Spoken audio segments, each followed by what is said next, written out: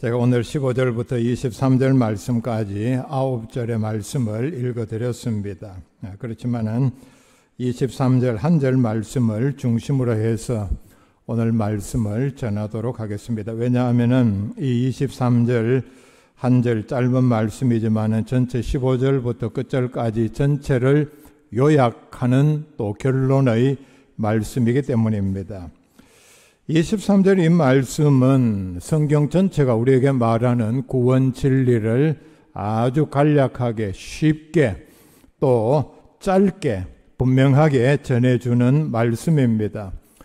그러니까 구원 진리를 가장 잘 표현한 말씀이라고 볼 수 있습니다. 제일 먼저는 죄의 삭은 사망이라 말씀을 합니다.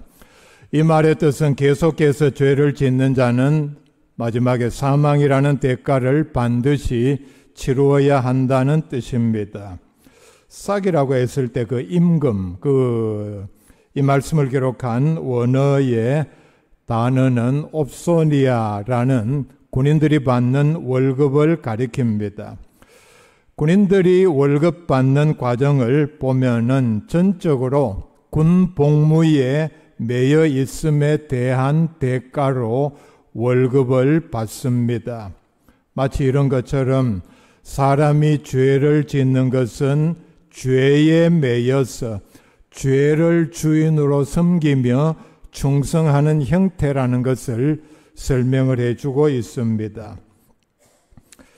16절 말씀에 보면은 너희 자신을 종으로 내줘 누구에게 순종하든지 그 순종함을 받는 자의 종이 되는 줄을 너희가 알지 못하느냐, 혹은 죄의 종으로 사망에 이르고 혹은 순종의 종으로 의에 이르느니라 말씀을 했는데, 죄를 짓는 사람은 우리가 겉으로 보기에는 그 사람이 주체가 되어서 자기의 의지와 선택을 가지고 죄를 짓는 것처럼 보입니다. 그런데 성경은 영적으로 그렇게 설명하지를 않습니다. 죄를 짓는 사람은 스스로 죄에 찾아가서 나는 당신의 종입니다. 죄가 당신이 나를 주인이 되어서 마음껏 부려주십시오. 그리고 마지막에는 나를 당신 뜻대로 마음대로 처분해 주십시오 하는 배경에 엄청난 무시무시한 뜻이 포함이 되어 있습니다. 죄를 짓는 자는 이미 죄의 종입니다. 한번 죄를 지으면은 그것은 마치 죄라는 마귀가 던진 미끼를 문 것과 마찬가지입니다. 그 미끼에 걸리면은 헤어나지 못하고 계속해서 죄를 주인으로 주로 마치 하나님을 섬기듯이 섬기는 사람이 되고 만다는 뜻입니다. 자, 5장 21절 말씀 한번 보시기를 바랍니다. 앞부분에 이는 죄가 사망 안에서 왕노릇한 것 같이, 자, 이런 지경이 되면은 죄는 이미 그 사람에게 왕노릇합니다. 마음대로 부린다는 얘기입니다. 인간의 의지로서는 성령의 역사가 아니고서는 이 사람이 어느 날 갑자기 깨닫고 이제 내가 정신을 차리고 죄를 짓지 말아야지, 죄하고는 결별하고 죄를 떠나야지. 죄라는 왕은 절대로 그 사람이 자기 마음대로 자기 수하에서 벗어나도록 그렇게 놔주지를 않는다는 얘기입니다. 결국은 마지막에 그 죄는 그 사람을 영원한 사망으로 끌고 가고 맙니다. 죄의 종이 되어서 평생 죄를 섬기면 죄는 줄 것이 그 사람에게 영원한 형벌밖에 없습니다. 가만히 한번 생각해 보십시오. 성경적이 아니더라도 내가 평생 죄를 짓고 살았는데 그 죄가 나한테 엄청난 많은 육적으로 영적으로 좋은 것을 보상해 주었다.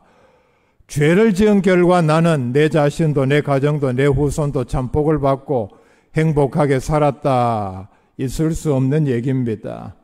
죄는 절대로 죽을 때까지 그에게 충성한 사람을 그에게 그렇게 호의적으로 대해주지를 않습니다. 우리가 이런 면에서 보면은 죄는 매우 악하고 잔인한 주인입니다. 사람이 한평생 술이나 담배, 마약, 도박, 게임에 중독되어서 섬기면은 결과는 폐가 망신입니다. 어느 시점에서 돌이키든지 간에 사실은 심하면 심한 정도, 아니면은 중간이면 중간 정도 돌이킬 수 없습니다. 되도록이면 일찍 돌이키는 게 낫겠죠. 폐가 망신하고 난 다음에는 만회할 방법이 없다는 얘기입니다. 술을 마시는 사람들 가운데 한 가지만 예를 듭니다. 성경을 조금 아는 사람들이 술 마시는 행위를 주를 모신다고 합니다. 자, 여러분 절대로 이런 표현 쓰지 마시기를 바랍니다. 술을 마시면서 성경을 조금 안다고 주를 마신다, 주를 섬긴다 이렇게 표현하는 것은 하나님께서 음명하신 하나님의 이름을 망령되이 일컫는 행위입니다. 예수님만이, 하나님만이 우리의 주이신데 어떻게 한자로 음이 같다고 그 술주자가 우리의 주인이 될 수는 없습니다. 그런데 영적으로 생각해 보면은 그 사람 표현이 100% 맞습니다. 술 마시는 것도 자기가 좋아서 자기가 돈을 지불하고 마음에 맞는 사람과 좋은 장소에서 마시고 즐기는 것처럼 보이지만은 그게 바로 술이라는 귀신을, 술이라는 주인을 섬기는 행위에 불과합니다. 마귀가 그런 지혜를 주었는지는 모르지만은 참 맞아떨어지는 표현입니다. 술만 그렇습니까? 담배도 그렇습니다. 중독이 되면은 빠져나오지를 못합니다. 어떤 사람은 의사가 죽는다 해도 끊지 못하는 사람을 여럿 봤습니다. 마약도 그렇고 도박도 그렇습니다. 중독이 되면은 마치 소가 코에 고삐를 채우는 것과 마찬가지입니다. 소가 코에 그 고삐를 깨게 되면은 주인에 의해서 아주 잔인한 방법으로 그렇게 고삐를 채웁니다. 죽을 때까지 주인의 품에서 벗어나지 못하고 그 집 주인 조그마한 어린애가 고삐를 잡고 끌어도 가는 대로 다 따라가야 합니다. 참 신기하죠. 저도 어릴 때 초등학교 3학년 겨우 걸을 때 아니면 그 이전에 외삼촌이 소고삐를 좀 잡고 있어라. 참 제가 기억이 나는데 제가 손을 이렇게 한참 들어야만이 고삐를 잡을 정도로 제가 어릴 때 고삐를 잡아봤습니다. 어때요? 아마 그 소가 거의 1000kg는 가까이 돼 보입니다. 하여간 그 동네에서는 제일 큰 황소였는데 꼼짝을 못하고 제가 놓을 때까지 그대로 잡고 있습니다. 그때 시골 기준으로 하면은 고삐를 꿰은 소는 결국 마지막은 도살장으로 끌려가고 맙니다. 죄에 중독이 되고 죄의 노예가 되고 죄를 주로 섬긴 사람의 결과는 이와 마찬가지라는 얘기입니다. 왜 이런 끔찍한 결과를 낳고 마느냐? 요한일서 3장 4절에 보면은 죄를 짓는 자마다 불법을 행하나니 죄는 불법이라 분명히 말씀을 하고 있습니다. 하나님께서는 분명히 죄인에 대하여 보응을 하신다 말씀을 했는데, 자, 로마서 2장 6절 말씀부터 제가 읽어드립니다. 하나님께서 각 사람에게 그 행한 대로 보응하시되 참고 선을 행하여 영광과 존귀와 썩지 아니함을 구하는 자에게는 영생으로 하시고, 오직 당을 지어 진리를 따르지 아니하고 불의를 따르는 자에게는 진노와 분노로 하시리라. 악을 행하는 각 사람의 영에는 환난과 곤고가 있으리니 먼저는 유대인에게요 그리고 헬라인에게며. 분명히 죄인에 대한 보응이 있다 말씀을 하고 있습니다. 에스겔 18장 4절에 범죄하는 그 영혼은 죽으리라 분명히 경고를 하고 있습니다. 자, 그렇다면은 이 죽음은 얼마나 심각한 것이냐? 영원한 형벌에 떨어지는 지옥의 벌을 말하고 있습니다. 이 죽음은 영원한 죽음입니다. 자, 얼마나 심각하냐? 예수님의 말씀을 전합니다. 마태복음 25장 41절에 또 왼편에 있는 자들에게 이르시되 저주를 받은 자들아 나를 떠나 마귀와 그 사자들을 위하여 예비된 영원한 불에 들어가라. 원래 지옥은 하나님의 자녀가 아닌 하나님의 창조물인 그런 사람들이 아닌 원래의 의도는 마귀와 그 사자들을 위하여 예비된, 자, 우리가 이 말씀만 해도 지옥이 얼마나 심각한 장소라는 것을, 무시무시하고 끔찍한 장소라는 사실을 잘 알 수 있습니다. 그 다음에 또 하나는 이 장소가 영원한 불이라 말씀을 하고 있습니다. 들어가면은 이내 식는 또는 꺼지는 불이 아니라 영원히 타는 불이라고 말씀을 합니다. 그리고 마지막에 보면은 거기서 슬피 울며 이를 갈리라. 자, 마태복음 30장 예수님께서 같은 장에서 말씀을 합니다. 이 무익한 종을 바깥 어두운 데로 내쫓으라. 그리고 그 장소는 계속해서 슬피 울며 이를 가는 장소라고 말씀을 합니다. 요한계시록 21장 8절에 그러나 두려워하는 자들과 믿지 아니하는 자들과 흉악한 자들과 살인자들과 음행하는 자들과 점술가들과 우상 숭배자들과 거짓말하는 모든 자들은 불과 유황으로 타는 못에 던져지리니 이것이 둘째 사망이라. 우리가 반드시 죽어야 하는 육신의 사망을 넘어서면은 하나님의 심판이 있고, 그리고 구원받지 못한 사람, 늘 죄를 지으면서 산 사람은 이런 끔찍한 영원한 사망인 둘째 사망의 자리에 떨어진다. 마가복음 9장 48절 이하에 예수님께서는 지옥을 이렇게 표현을 합니다. 거기에서는 구더기도 죽지 않고 불도 꺼지지 아니하느니라. 사람마다 불로서 소금 치듯 함을 받으리라. 자, 그렇다면은 왜 이런 사람들이, 죄를 지은 사람들이, 예수 믿지 않은 사람들이 이런 끔찍한 형벌의 자리에 떨어지는가? 그건 바로 죄 가운데 가장 큰 죄는 예수 믿지 않는 죄이기 때문입니다. 예수 믿지 않는 죄는 이 세상에서 사람들이 지을 수 있는 죄 가운데 가장 큰 죄입니다.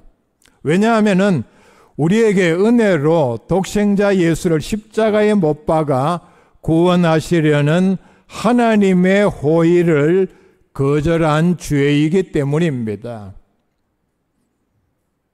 사람 사이에서도 그렇죠. 그 사람을 생각해서 내가 정성을 다해서 무엇을 준비해서 드렸는데 드릴 때 마음은 이걸 잘 이용해서 참 기쁨이 되고 유익이 되도록 선물을 마련해서 드렸습니다. 받는 사람이 보고는 모든 사람들이 보는 데서 그냥 집어 던져버렸다, 박살내버렸다. 자, 우리가 이것만 생각해도 구원자 예수 그리스도를 거절한 호의가 얼마나 큰 죄라는 사실을 잘 알 수 있습니다. 두 번째, 이제 하나님의 선물에 대하여 말씀을 합니다. 구원은 하나님의 은사이다. 은사라는 말은 선물이라는 뜻입니다. 하나님께서 이런 영생의 선물을 주시는 데는 조건도 없고 기준도 없습니다. 지금까지 이렇게 생각한 분들은 이런 생각을 다 지우시기를 바랍니다. 하나님께서 자녀를 부르실 때 어떤 나름대로의 선발 기준이 있었겠지. 또 하나 어떤 조건을 달았겠지. 구원해 주면은 나를 잘 섬겨라, 예배 잘 드리고 충성 잘해라. 기준도 조건도 없이 일방적으로 선택을 하고 예정을 하셨고, 그리고 그 영생의 선물을 우리에게 나누어 주셨습니다. 한 사람도 예외 없습니다. 하나님께서 보시기에 많은 사람 가운데 선택받을 만한 조건이 전혀 없음에도 무조건적으로 베풀어 주시는 은혜가 바로 하나님의 구원의 은혜라는 얘기입니다.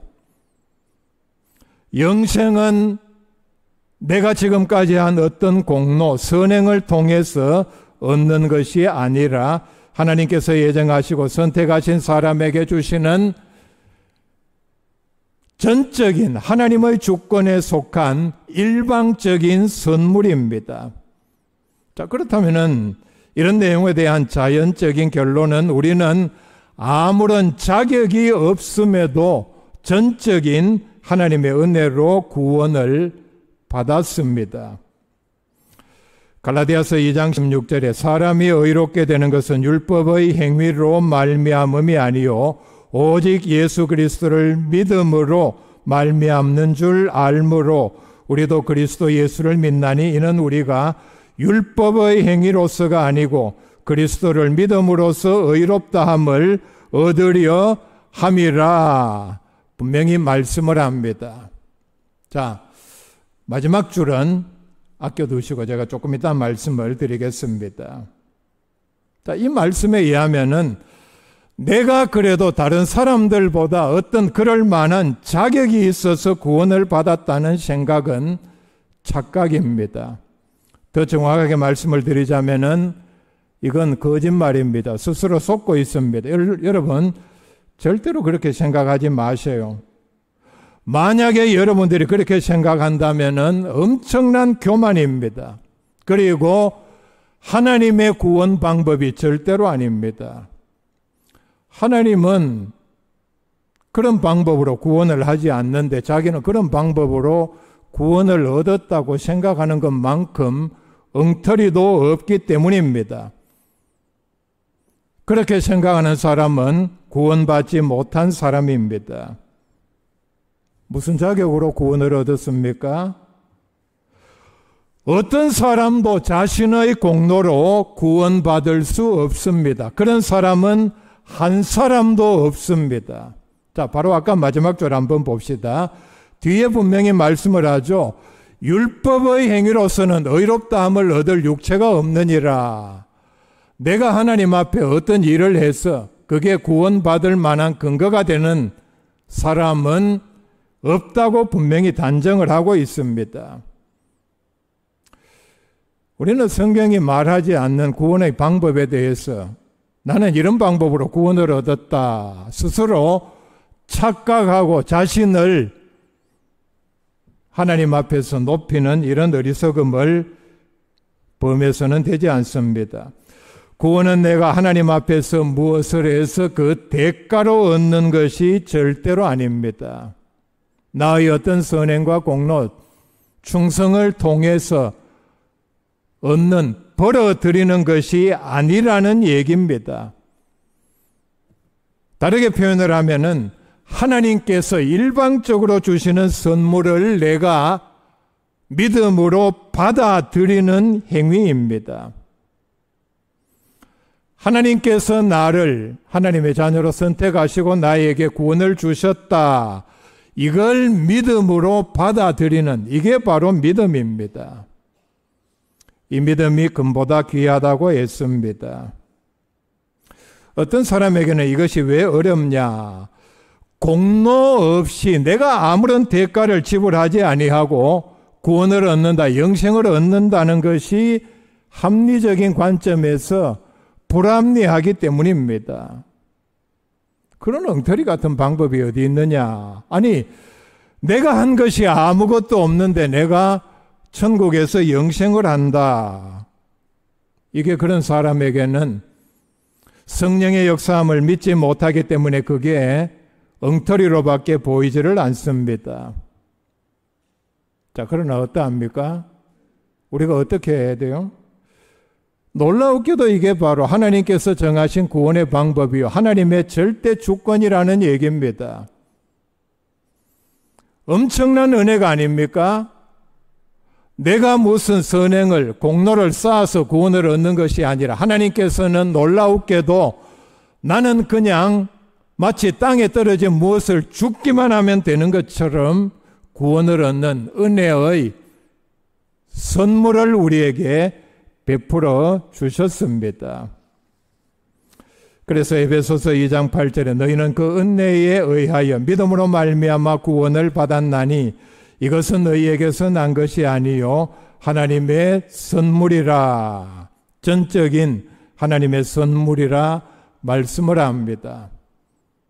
선물이라고 했을 때 우리는 그냥 받아들이기만 하면 됩니다. 요한복음 3장 16절에 하나님이 세상을 이처럼 사랑하사 독생자를 주셨으니 이는 그를 믿는 자마다 멸망하지 않고 영생을 얻게 하려 하심이라 말씀을 했습니다.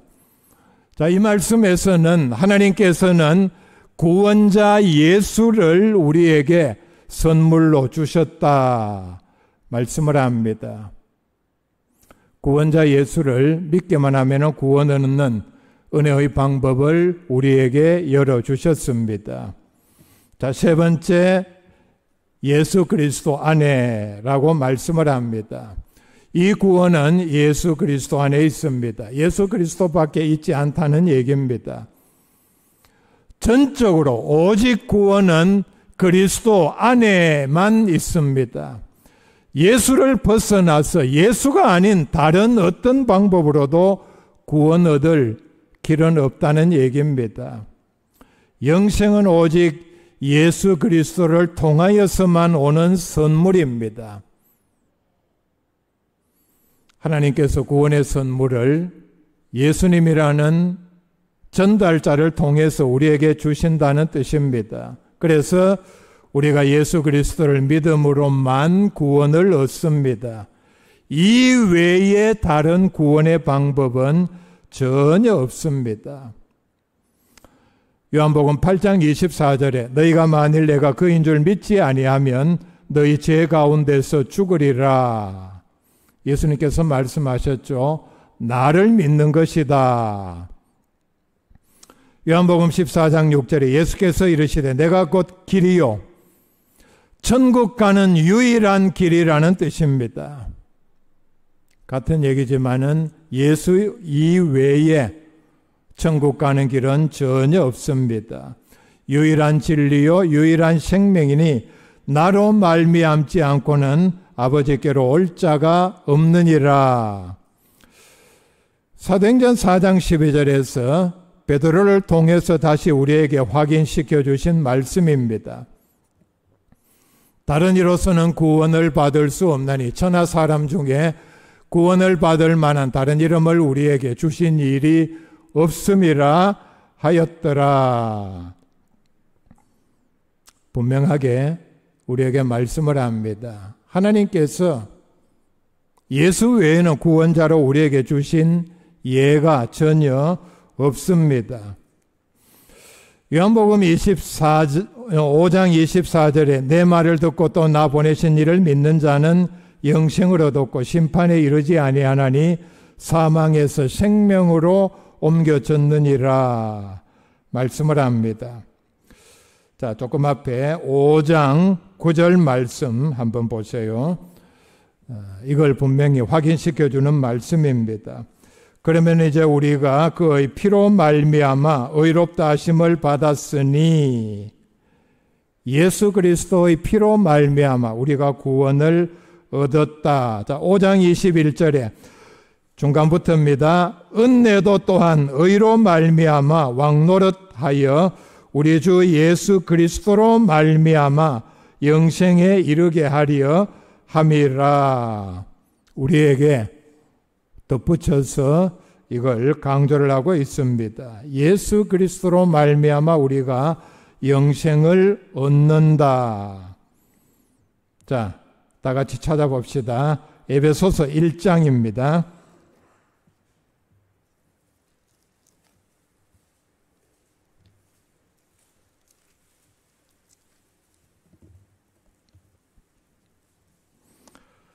에베소서 1장 3절부터 14절 말씀까지 우리가 어떤 과정을 통해서 구원을 얻는가 구원 서정을 단계적으로 설명을 합니다.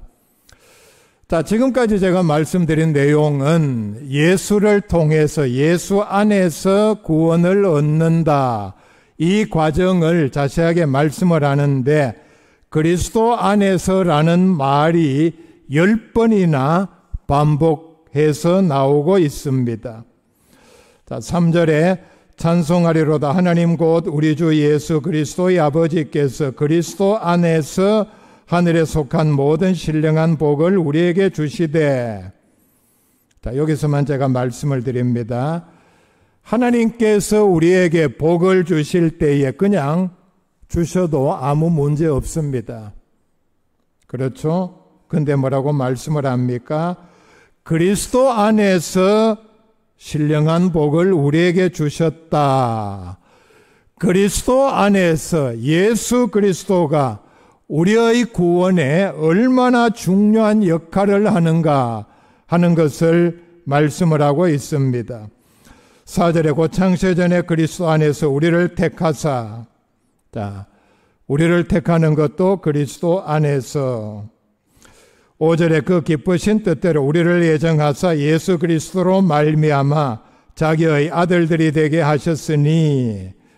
자, 그리스도 안에서라는 직접적인 표현은 쓰지는 않았지만은 그리스도로 말미암아 자기의 아들들이 되게 하셨다.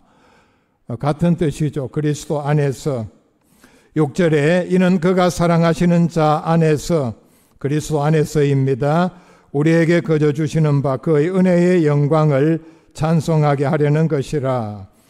우리는 그리스도 안에서 속량 곧 죄사함을 받았느니라. 예수 그리스도의 중요성, 역할을 말씀을 합니다. 9절에 그 뜻의 비밀을 우리에게 알리신 것이요 그의 기뻐하심을 따라 그리스도 안에서 때가 찬 경륜을 위하여 예정한 것이니 하늘에 있는 것이나 땅에 있는 것이 다 그리스도 안에서 통일되게 하려 하심이라. 11절 뒷부분에 그 안에서 기업이 되었으니 12절에 이는 우리가 그리스도 안에서 전부터 바라던 그의 영광에 찬송이 되게 하려 하심이라. 그 안에서 너희도 진리의 말씀 곧 너희의 구원의 복음을 듣고 그 안에서 또한 믿어 약속의 성령으로 인치심을 받았으니.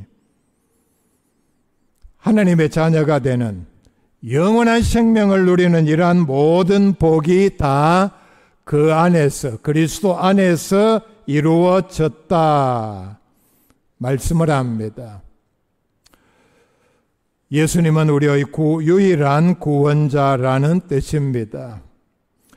우리에게 영생을 선물로 주신 이 하나님의 은혜에 감사하는 복된 성도들 다 될 수 있기를 바랍니다.